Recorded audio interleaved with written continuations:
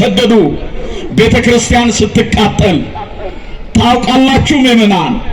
የዓለምን መከራ ለኔ አድርገው፣ የልጆቼን መከራ ለኔ አድርገው፣ የልጆቼን ስደት ለኔ አድርገው፣ የልጆቼን ሰማዕትነት ለኔ አድርገውና የምትማጸን ቤተክርስቲያን ዛሬ ለኛ ዋጋ እየከፈለች ነው።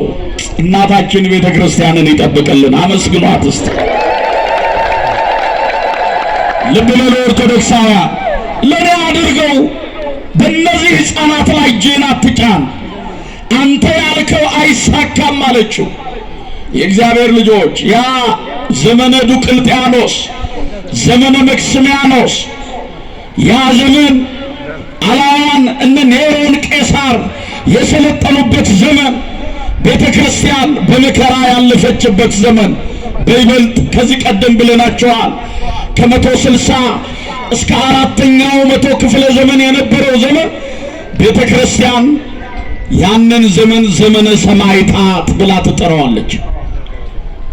ዘመነ ንገሩኛ፣ ዘመነ አው ዛሬም አለ። ዘመነ ሰማዕታት አልተቋረጠም። በብሉይ ኪዳንም በሕገ ልቦና ዘመነ ሰማዕታት ነበር፣ ሰማዕታት ነበሩ። በሕገ ኦሪትም ሰማዕታት ነበሩ። በሕገ ወንጌልም ሰማዕታት አሉ። የቤተ ክርስቲያኗ ሕይወት ከጅማሬ አንስቶ እስከ ፍጻሜ የሰማዕታት ሕይወት ነው። ቤተ ክርስቲያን የምታልፈው በሰማዕታት ሕይወት ውስጥ ነው። የቤተ ክርስቲያን መገለጫዋ የሰማዕታት ሕይወት ነው። ከ160 ዓመተ ምህረት እስከ 4ኛው መቶ ክፍለ ዘመን ያ ዘመነ ሰማዕታት እኔ ክርስቲያን ነኝ ያለ ከፍ ብሎ አንገቱን ዝቅ ብሎ ባቱን የሚቆረጥበት፣ በአደባባይ የቁልቁሊት የሚሰቀልበት የመጀመሪያው ሰማዕት በዘመነ ኦሪት ከአቤል ጀምሮ እስከ በራክዩ ልጅ እስከ ዘካርያስ፣ ከዛም ከመጥምቁ ዮሐንስ አንስቶ እስከ ሐዋርያው ቅዱስ ጳውሎስና ቅዱስ ጴጥሮስ የዘመነ ሰማዕታት ቀጥሏል። ከፍ ብለው አንገታቸውን ዝቅ ብለው ባታቸውን ተቆርጠዋል። እኔ ክርስቲያን ነኝ ሲሉ ከማኅተማቸው ይልቅ አንገታቸውን አሳልፈው ሰጥተዋል።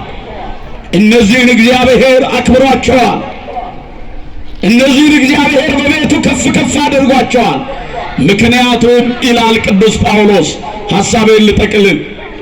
ምክንያቱም እዚህ ሮሜ ምዕራፍ 8 ቁጥር 26 ላይ አስቀድሞ ያያቸውን እነዛን መረጣቸው ይላል።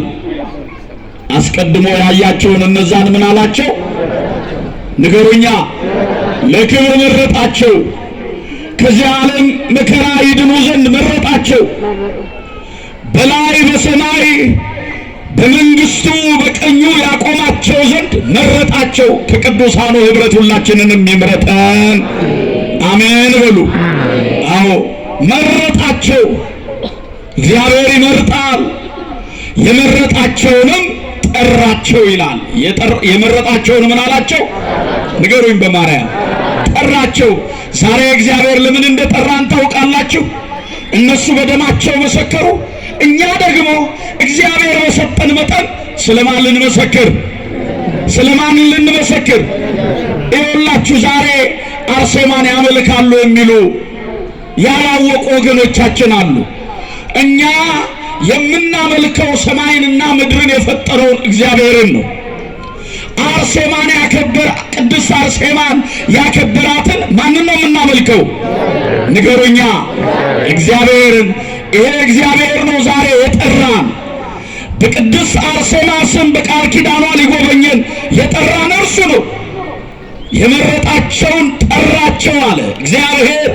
ለጽድቅ ይጠራናል፣ ለበረከት ይጠራናል፣ ለበጎነት ይጠራናል፣ ከኃጢአት ዓለም እንድንለይ ይጠራናል። የብዙዎች አባት ወገን ሊያደርገን ይጠራናል፣ እንድናገለግለው ይጠራናል። የእግዚአብሔር ልጆች የእግዚአብሔር ጥሪ ልዩ ልዩ ነው እና የመረጣቸውን ጠራቸው፣ የጠራቸውን አከበራቸው አለ። የጠራቸውን ምን አላቸው? ንገሩኛ። የሚያከብረን ማን ነው? የሚሾመን ማን ነው? የሚያጸድቀን ማን ነው? እግዚአብሔር ነው። እግዚአብሔር ያከብራል፣ እግዚአብሔር ያዋርዳል። እግዚአብሔር ከፍ ያደርግሃል፣ እግዚአብሔር ዝቅ ያደርግሃል። እግዚአብሔር ይገድላል፣ እግዚአብሔር ያነሳል። እግዚአብሔር ድሃ ያደርጋል፣ እግዚአብሔር ባለጠጋ ያደርጋል። አትታበዩ፣ በኩራትም አትናገሩ፣ እግዚአብሔር አዋቂ ነው ተብሎ ነው የተጻፈ። አያችሁ፣ የመረጣቸውን ጠራቸው፣ የጠራቸውን አከበራቸው አለ። እግዚአብሔር ለክብር ነው የጠራን። ክብርና ምስጋና ለስሙ ይሁን። በቅዱሳን በረከት ለክብር ጠራን፣ ሊያከብርን። አዎ ትላንት የከበደን ሸክም ሊያቀልልን ጠራን።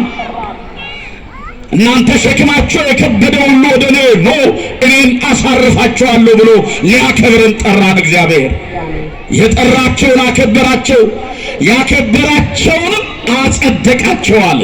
ምን አላቸው? አቤት! እግዚአብሔር ያጸደቀውን መኮንን የሚችለው ማን ነው? እግዚአብሔር ብቻ ነው። አዎ የጠራቸውን አጸደቃቸው፣ ያከበራቸው፣ ያከበራቸውን አጸደቃቸው፣ ያጸደቃቸውንም ለዘለዓለሙ ከፍ ከፍ አደረጋቸው አለ። ክብርና ምስጋና ለስሙ ይሁን። ዛሬ ቅድስት አርሴማን በአርማንያ፣ በአንጾኪያ፣ በሮም ፍልሰተ ሥጋዋ ሲከናወን እግዚአብሔር የቅድስት አርሴማን ክብሯን የገለጠበት ታላቅ ዕለት ነው።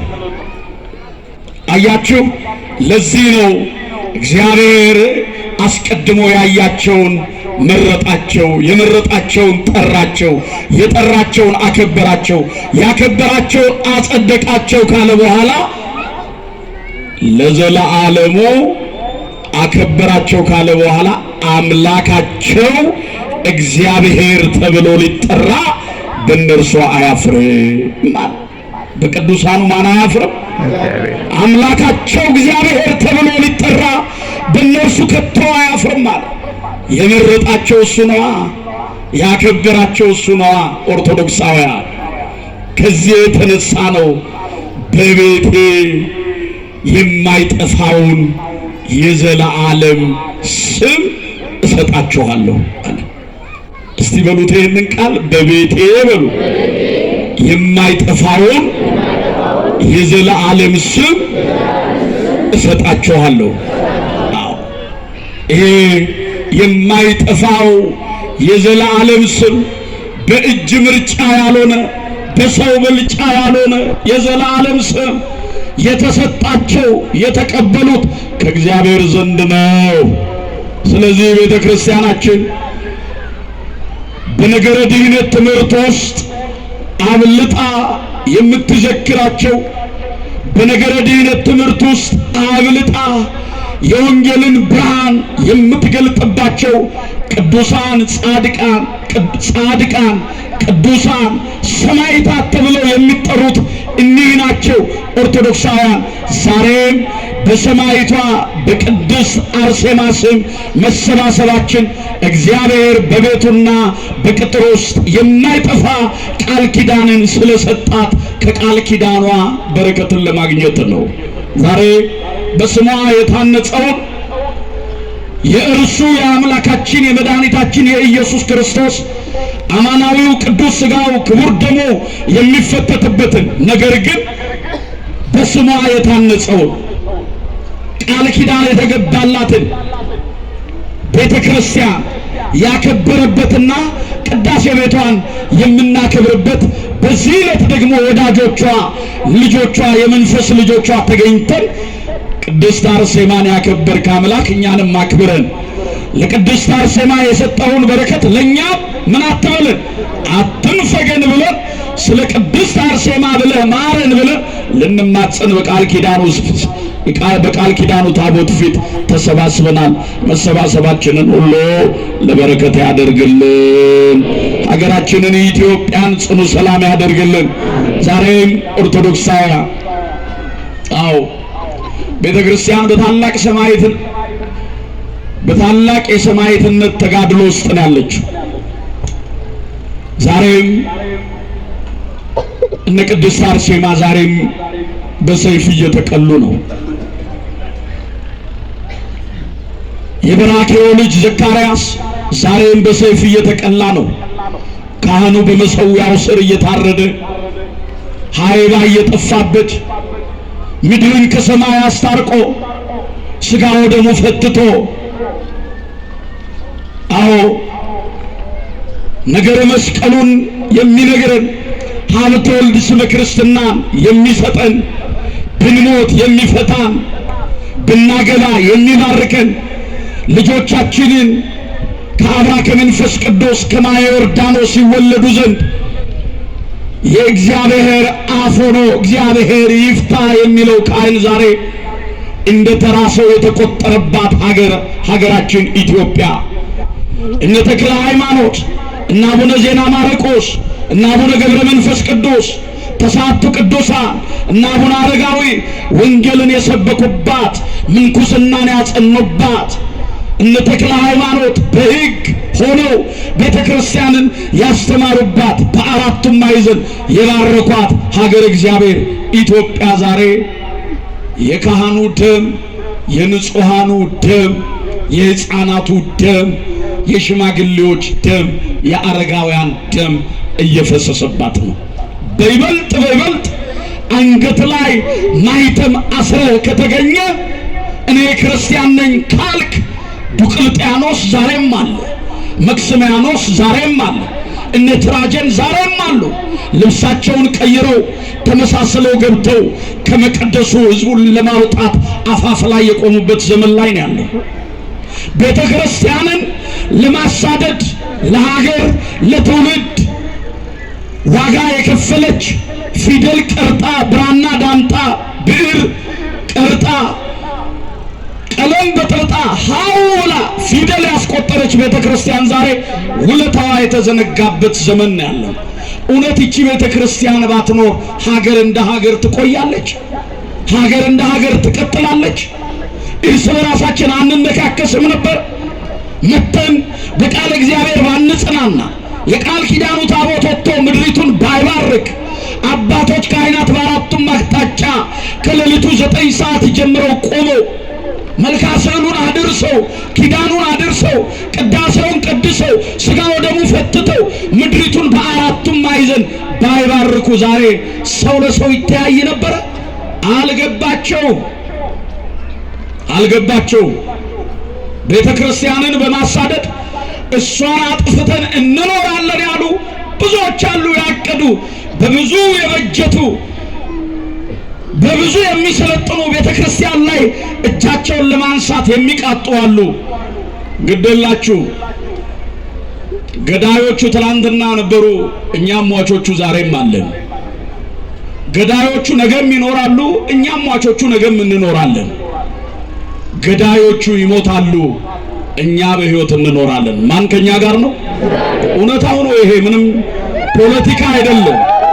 እየደረሰብን ያለው የእግዚአብሔር ልጆች ሕዝብ እንደ ሕዝብ ቤተ ክርስቲያን እንደ ቤተ ክርስቲያንነቷ ትቀጥል፣ ንጹሕ አምልኮ የያዘች ሕገ ሥርዓትን የፈጸመች ሰማያዊውን ሥርዓት ያከናወነች ብለን ይሄንኑ ሥርዓት እየተከተልን እግዚአብሔርን እንጠብቃለን። የማይተኛው የማያንቀላፋው እግዚአብሔር እውነተኛው ሚዛን በእጁ አለ። አዎ በኃጥኡ ላይ ይፈርድበታል፣ ለኃጥአን ይፈርድላቸዋል። ለጻድቃን ይፈርድላቸዋል፣ ለኃጥአን በኃጥአን ላይ ደግሞ ይፈርድባቸዋል። ስለዚህ ምእመናን መጠንከር ያስፈልጋል። ዛሬ በቅድስት አርሴማ ስም በቤቷ ተሰብስበናል። እስቲ እውነት እንነጋገር። ወንጌሉን ተምረናል፣ የማሕሌቱን ሥርዓት አይተናል። በኋላ ቅዳሴ ለማስቀደስ ዝግጁዎች ነን። ስንቶቻችን ቆራቢዎች ነን? ስንቶቻችን ንስሐ አባት አለን? ስንቶቻችን ኃጢአታችንን በየዕለቱ ኦዲት እናደርጋለን? ኃጢአታችንን እናዘዛለን? ወደ ሥጋው ደግሞ የምንቀርብ ስንቶቻችንን? ይልቁኑ በቤታችን እንደ ነብር ቆዳ ጅንጉርጉሮች አይደለም? እውነት ሚስት ከባሏ ባል ከሚስቱ በሰላም ወጥቶ ይገባል? ከልጆቻችን ጋር ሰላም ነው? ይኸውልህ